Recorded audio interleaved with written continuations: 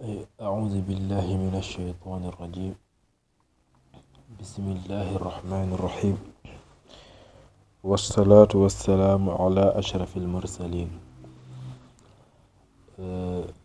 أنا قرتني كي وينتني من وقت تتبير تبدأ صفحة إن الذين كفروا سواء عليهم سبحانه وتعالى. إن الذين كفروا أي بين يدب ha joni ko yahude e nasara yahude en e nasara en sawa'un alayhim a anzartahum foti e mabbe a jertinibe a ari a wiɓe hey mon yahud bani israil ndewe Allah so wona ɗum de Allah leptoto on, so wona ɗum de Allah telnata moɗon lepto, so wona ɗum de ñande yamal qiyamata ko jingol natton to woni inzar. foti a wiɓe noon aw lam tunzirhum walla ni a wiyani ɓe noon andal foti a hulɓiniɓe yo a hulɓinaniɓe yo a welniɓe yo a welnaniɓe yo la yu'minun ɓe gonɗinta. wiyani annabi ko mbaɗa tampude mabɓe ko fof pour ɓe gonɗin ala fof feere no mbaɗa wadde haɓe gonɗin, sabu ko foti gonɗinde koko min ittata ɗum waɗa ɗum e ɓerde mabɓe ede min mi jogana wadde ɓerde mabɓe wala mi hoddiri e mabɓe kamɓe kam la yu'minun abadan. jogana gonɗinde an ko gadduɗa ko. joni holko tagi ɓe mbawa gonɗinde o wi khatama Allahu ala qulubihim wa ala sam'ihim wa ala absarihim ghishawatun. manam ko Allah ombi e nder ɓerɗe mabɓe tamponi hen hunde ganduɗa kanti a sokki bangeji foof, a uddi bangeji foof, a ɗakki, a koli, a suudi, hankanti hay abbere yaltata abbere natta ɓerɗe mabɓe ko noon mbayi. limanagal wawa wadde feere ha naate hen sabu gonɗinde ko ɓernde ete ɗenɗe ɓerde koɗe tappaɗe koɗe gommaɗe ala fof ko wawata nadde hen goɗɗum. ko noon wala sam'ihim nanɗe mabɓe kadi koko omba woni a wawa haalde haɓe nananma ɓe dewma ma haalni tan ɓe nana ko kalta ko kono ɓe pamata yani sama a qubul ɓe mawa nande nangol jaɓgol. wa ala absarihim manam misal mbawɗa addude foof guite mabɓe mbawa yiide on ɗon gonga mo gaddanɗaɓe guite mabɓe kadi koko omba ghishawatu foof woni hen ko ombode foof koko sudda huura ɓe jiyata ko feewi ɓe nanata ko feewi ɓe gonɗinta ko feewi. aywa ɓen noon walahum azabun azim ina wodi ni ɓe lepte ɗe ganduɗa ko lepte mawɗe en feewi yalla dande en ɗen. wa minan nasi ina e yimɓe ɓe de an Muhammad man yaqulu ɓe ina mbiya amanna billahi minen de min gonɗini Allah. an Muhammad saha aɗiya yimɓe ngara e maɗe mbima Muhammad en ndendi de enen ndenni diine min ko gonɗinɗa ko min ɗum gonɗinɓe amanna billahi minen de amin gonɗini Allah wa bil yawmil akhir ɓe mbi minen de amin gonɗini ñalawma darde tene wa ma hum bi mu'minin taw kamɓe ɓe gonɗinani ɓe penat. ay kabo kalata ɗon ko ɓe kaldirta ɗum tan pour mbasa habde e mabɓe mbasa heftude jawɗele mabɓe mbasa wardeɓe koɓe tappiteji ɗum addini ɓe wiide noon pour ɓe mbasa haɓede e warede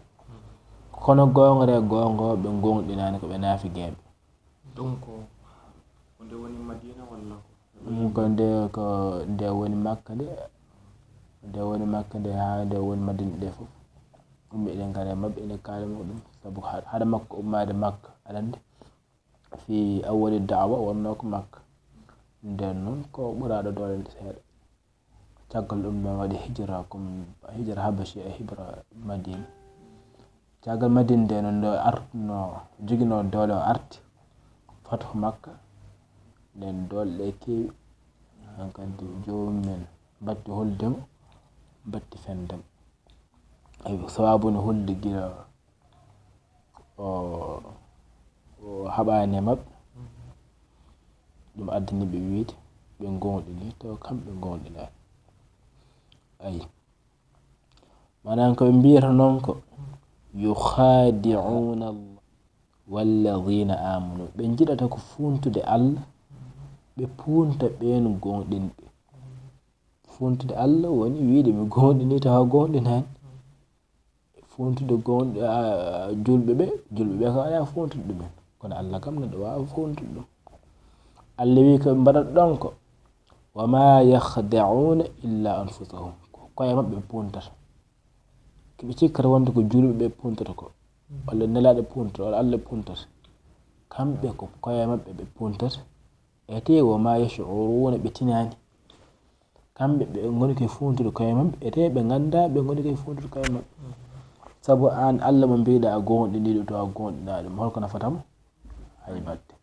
nelaɗo mo mbiɗa a gonɗiniɗum to a gonɗina holko nafatamo julɓe mbiɗa ko onen dendi din taw on dendani din holko nafataɓe hay badde wadde an ko kalta ko ɗum kay ma ruttitto ay kamɓe wiyeɓe noon ɓe fi qulubihim maradun ɓerɗe maɓɓe ko ñaw wonto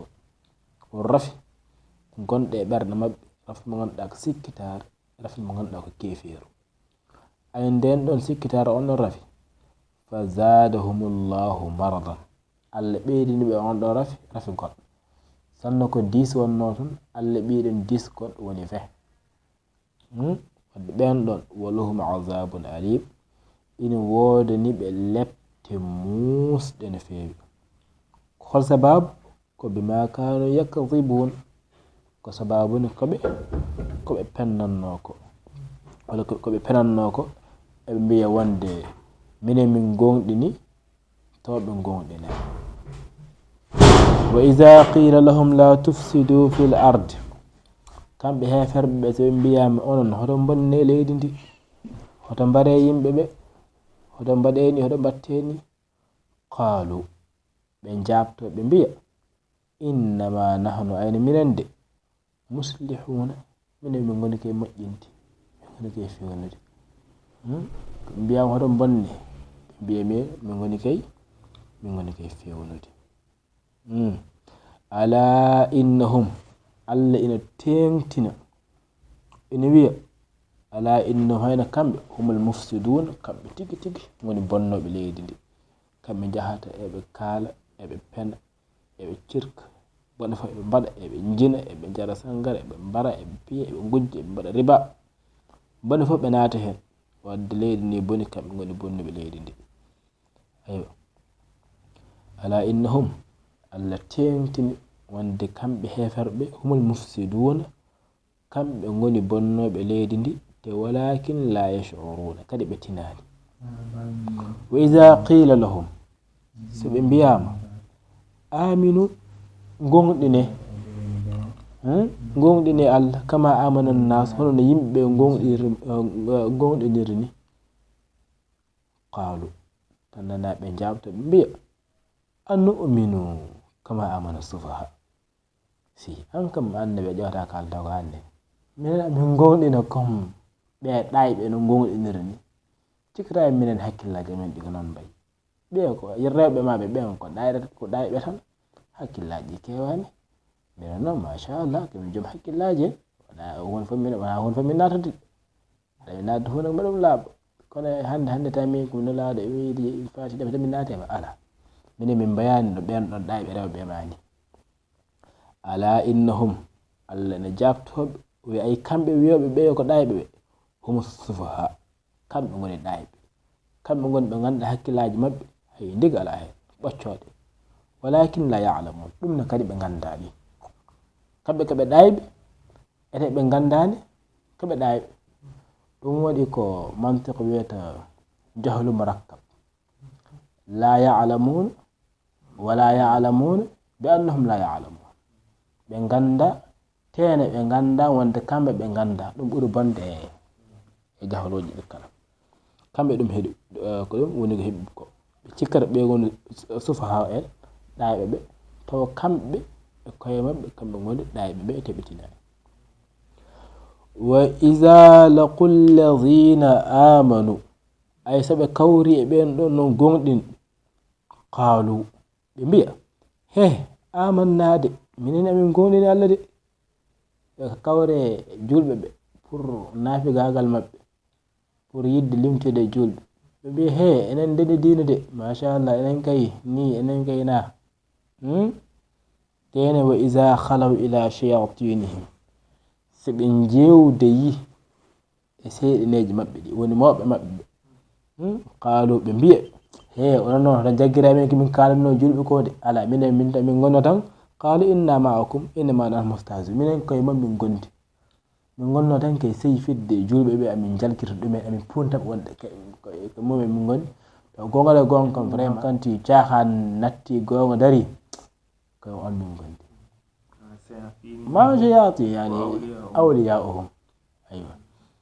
so ɓe gari julɓe ɓe mbiye he onon min gondi pour hulde warede e ɗen non kene so ɓe gari mawɓe mabɓe ka ɓe mbiye he vraiment minen kam sincèrement ko nous sommes avec vous onon min gondi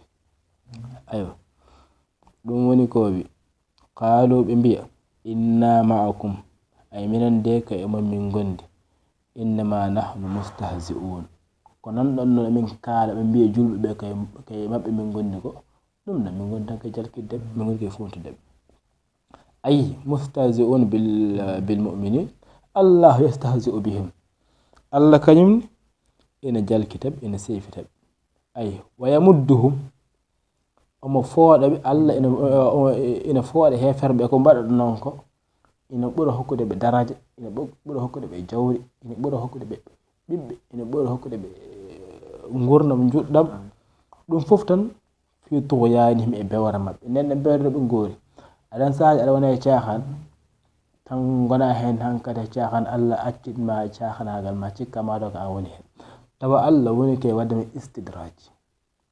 aɗa andi maratibuji ina woodi ko wiyete mu'jiza ina woodi ko wiyete karama ina woodi ko wiyete irhasat ina woodi ko wiyete istidraj si woni mu'jiza yani khas bil anbiya ma ɗum ko mu'jiza mo ganduɗa ko Allah hokkata ɗum annabi goɗɗo wawa dañde ɗum si woni karama noon waliyaɓe Allah ina daña ɗum irhasat ko geɗɗe ganduɗa kollirta ko kaari en jogir wonde hunde ko jogir wonde annabi to suwa dañde mu'jiza kono si wi istidraj noon ɗum noon ko heferɓe dañata ɗum mana a waɗata hunde cikka an aɗa anni hen ɗum wonano annama karama ni taw ɗum wonta karama kono ko ɗum iqab azab wonantuma sabu Allah woni ke funtirdema nden hunde nde mbatta cikka ma taw mbatta ko an woni e gonga ha kawra e Allah eyi ɗum waɗi Allah wi sanastadrijuhum min haysu la ya'lamun aywa ɗum woni Allah yastahzi bihim wa yamudduhum fi tughyanihim ya'mahun wa yamudduhum mo fooɗa ɓe fi tughyanihim e bewre mabɓe ya'mahun e ɓe mbeemi ay ha'irun la ya'lamun ayna yasirun ayna yadhhabun ulaika ayna ɓen ɗon heferɓe alladhina ko ɓen goni ɓe ganduɗa ishtaraw ɓe coodiri addalalata majjere bil huda e peewal ɓe jiiɗo majjere ina soode kamɓe peewal ngal ɓe joginogal ɓe ƴetti ngal ɗon peewal ɓe tottir ɗum ngam heɓde majjere sabu kamɓe adan eɓe gando wonde annabi o ko gonga kono noon ɓe jaɓani ɗum ɓe jaɓani rewde ɗum sabu e defte mabɓe ene hen ismu Ahmad kono noon ɓe jii Ahmad e ngasa ɓe paami ɓe ɗirli wonde o tigone Ahmad kono ɓe jaɓani rewde waɗi ishtaraw ɓe cottiri addalalata majjere ɓe codiri ɗum bil huda e peewal ɓe perti majjere ɓe ƴetti ɓe perti majjere ɓe ƴetti majjere ɗum noon faamgol ɗon codgol de fama rabihat gancaki tijaratuhum julago maɓɓe so tawi ko bénéfice ɓe ƴewatno ɓe keɓani te wama kanu ɓe jogarani muhtadin ɓe goni fewɓe ɓe jogarani fewte e ko ɓe goni ko. ayo garane tafsirul aya bil ayat walamma bayyana allahu sifatil mu'minina nde feññini sifaji julɓe ɓe ɗo wi ذلك الكتاب لا ريب فيه هدى للمتقين الذين يؤمنون بالله الذين يؤمنون بالغيب ويقيمون الصلاة مما رزقناهم ينفقون أولئك على هدى من ربهم أولئك مفلحون. أيوه ɗum woni sifaji julɓe ɓe joni noon o ari e sifaji heferɓe. walamma bayyana allahu sifati lmuminina ɓe ganduɗa ko almuttaqina hulɓe allah alladina ɓen saluha zahiruhum wa batinuhum ganduɗa nder mabɓe e bowol mabɓe foof ina selli manam nder mabɓe ko woni nder mabɓe ko ɗum woni bowol mabɓe koɓe kalata ko ɗum woni koɓe gonɗini ɓe jiida e wiyoɓe he soɓe gari min bowol somin pawito min danwa. ay zakara sifatil kafirin giɗo pari haalde sifati muminin woni haalde sifati alkafirin ay alladina fasada zahiruhum wa batinuhum ɓe ganduɗa nder mabɓe e bowol mabɓe fof moƴƴani. fa qalu allahu wi inna alladina ayna ɓen ɓe ganduɗa kafaru jeddi tena mustamirruna eɓe nguli ala dalalihim e majjere mabɓe nden ɗon wa inadihim e tiidgol mabɓe hoore fa in zaruka ayna jertingol ma lahum ngol jertintaɓe wa adamihi e wasde ni jertindeɓe sawa fof foti sa jertiniɓe yo a jertinaniɓe yo fof foti. li anna allaha ay saabu allah tabaa o ombi ala qulubihim e ɓerɗe maɓɓe fa aghlaqaha o sokiɗe ala ma fiha e ko woni e nder ɓerɗe ko min batil e meranteje woni kala fof gueɗe bonɗe gonɗe nder ɓerɗe allah soki ɓerɗe accidir toon nden bonande wonde toon. wa tabaa kadi o ombi ala sam'ihim e nanɗe maɓɓe ay fala yasma'una ɓe nanata alhaqa gonga simaa qabuli wanqiyat eɓe nana kono wona nande jabgole ɗoftade. ɗum waɗi wa ja'ala kadi allah waɗi ala absarihim e narɗe maɓɓe ghita'un amboode fala yubsiruna ɓe jiyata alhaqa gonga ma'a wuduhihi wondude e peñgol mum ko gonga feeñi ko fof leeri ko fof ɓe jiyata ɗum. ɓen yimɓe siforiɓe ni walahum ina wodaniɓe fil akhirati toon to laakara azabun lebte azimun mawɗe. walamma bayyana allahu gole nden allah feññini sifatil kafirina sifaji heferɓe walla sifatil kafirin sifaji heferɓe alladina ɓen fasada zahiruhum wa batinuhum ɓe ganduɗa nder maɓɓe yo koko boni bowol maɓɓe kadi koko boni hankanti bayyana o woni kadi feññinde sifatil munafiqina sifaji ɗi ganduɗa ɓeɗo ko nafigeji alladina ɓen fasada batinuhum ɓe ganduɗa nder maɓɓe o koko boni wa saluha zahiruhum bowol maɓɓe feewi koɓe kalta koɓe ngala hen koɓe kalata ko haala moƴƴo ɗum woni ko feeñi ko kono noon ɓe cuuɗi ko keferu ɗum woni ko boni ko ɗum woni nder maɓɓe. ay fima yabdu linnasi nden hunde nde ganduɗa ene feeñande yimɓeɓe wonde ko hunde moƴƴere. ay aɗan sa woni julɗo neɗɗo ari wima min komi julɗo ete yimɓeɓe kam mbawa ñawde ko woni ɓerɗe ko mbawi ñawde koko woni bowol ko kalɗa ko hen yimɓe jaggatma. ayyo wadde yimɓeɓe jaggata machallah mi dañi bandiraɓe ayo faqala o wi wa minan nasi ina e yimɓe ɓe ta'ifatun fedde nde ganduɗa yaz'amuna eɓe mbiya annahum na kamɓe mu'minuna keɓe julɓe yaquluna dhalika eɓe kaldira ɗum bi alsinatihim e ɗew holko tagi eɓe mbiya noon ɗum noon ko khawfan ko ngam hulde ala dima'ihim e ƴiiƴe meeje maɓɓe gele ɓe mbarede wa amwalihim hulde e jawɗele maɓɓe gele ɓe mbasani wa hum ayna kamɓe fil batini e ko suuɗi ko kafiruna koɓe hefer ko suuɗi ko hefer sa yi eɓe peññini wonde mi inna ma'akum ɗum noon ko ɗum manam ko ɗum dogde tappetagal ngal ganduɗa jomum haaldirta ɗum ko sababune hulde gila warede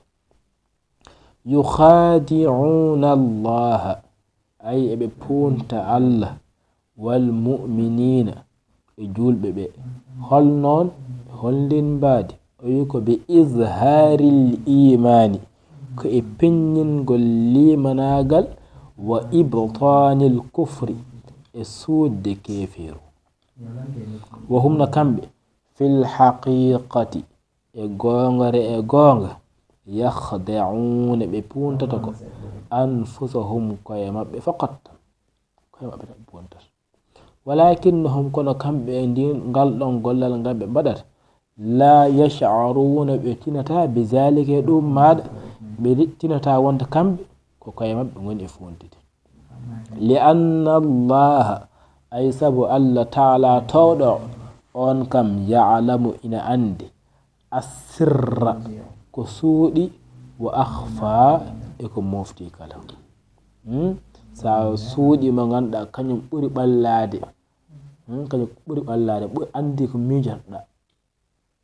ko ganduɗa ko funtude hoorema wa qad atla'a al mu'minina allah noon holliri julɓe ɓe ala sifatihim e sifaji ɓen ɗon naafigeɓe wa ahwalihim e alhaaluji maɓɓe o andini wonde ɓeɗo koɓe hefer koɓe naafigeji wassababu noon sabab mo ganduɗa anna fi qulubihim shakkan manam sababu gaddanɗeɓe wiide minen ka e mon min gondi walla minen ɗum ɗo ko manam koye ɓe min gondi soɓe gari ka ɓe ɓoola so tawi to ɓe danno ɗum ko sikkitare wonde e ɓerde maɓɓe ɗum waɗi fa zadahumullahu allah ɓeydiniɓe e ɓerde maɓɓe ɗen ɗon shakkan sikkitare ila shakki feede sikkitare maɓɓe sabu wal jaza'u ayna joɓgol min jinsil amali ko e leñol gollal manam ko golɗa ko no wayni ko ɗum woni ko joɓetaɗa ko wala hum wadde ina wodaniɓe ɓaaɗi kamɓe ko bone ɓe golli eɓe ngoodi kadi ɓe dañata ko joɓgol bone woni azabun alim lebte musɗe no feewi ayi ɓe gonata kay jeygol he ko fit darkil asfali ɓe natta e jeygol tan ɓe kaaɗe ɗon de kono ko fit darkil asfali manam luggere ɓurde luggidde e nder jeygol to toon ɓe gonata aɗanni ina woodi ko wiyete darakat e darajat te darajat ko aljannaji manam darajat woni ɓurɗe towde to banggue kotki aljanna yo allah waɗ en e ɓurɓe towde woni noon ko wiyete darakat dark manam ko ɓuri lesɗo ɓuri luggidde e nder jeygol ko wiyete e darajat kono to darajat waɗi wi kamɓe ɓe gonata koye fi darkil asfali manam ko luggeki ɓurki luggidde minan naare jeygol yo allah dande en hen ɗum ko hol sababu eɓe gona toon o wi sa yi sababu o de ko bi sababi kadhibihim ko sababu ne fenade maɓɓe alallahi nde ɓe penata allah wa ala nnasi pena yimɓe ɓe wa takzibihim e fennudeɓe bima jaa bihi ko ganduɗa addi ɗum muhammad sallallahu alayhi wa sallam wa iza nuhu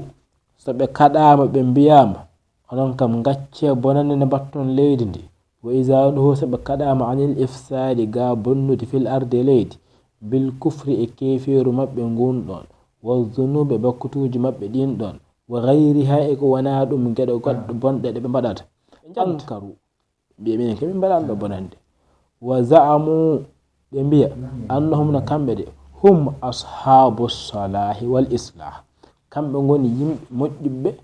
ريكادي وكم بكادي غون فيونو بي والحقيقة تونون سدا جيو غونغري غونغو أنهم نكمل بين هيفر هم أصحاب الإفساد وهم أصحاب الفساد والإفساد كم بنغون جوم بنين أمان جوم بني غولين ولكنهم كانوا كم لا يشعرون بتنتا بذلك بغندنا هبت ولا يشعرون بتنان بغندا أن فعلهم وند قال المب عين الفساد كنيم وني manam jaati bonande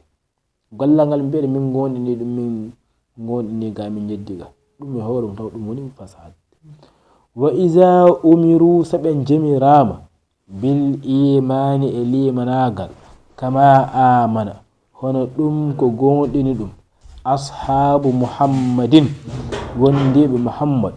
sallallahu alayhi wa sallam sabe kada be ajabu tan be jabto